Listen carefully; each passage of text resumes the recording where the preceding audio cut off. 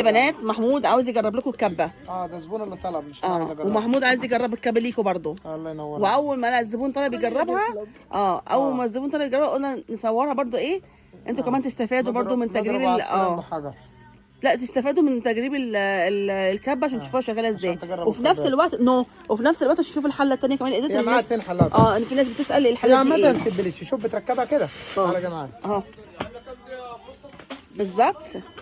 يلا 15.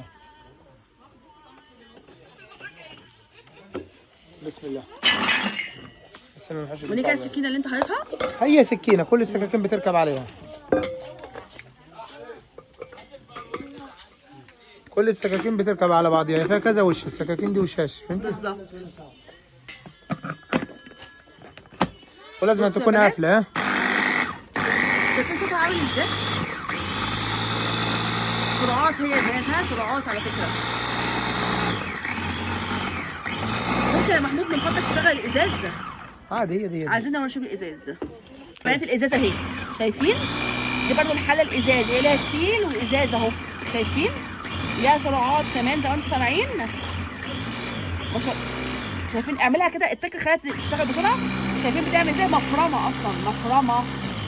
تعملي فيها بقى اللي هي كفته الرز فلافل ما اقولكوش يعني. قولي ما شاء الله لا تطق في ايدي. الله اكبر. هو العرض مكملين فيه. مكملين العرض كام يا محمود؟ 20 يورو. 20 يورو بس. هو عمل لكم تخفيض 5 يورو 20 يورو بس يا بنات اهي.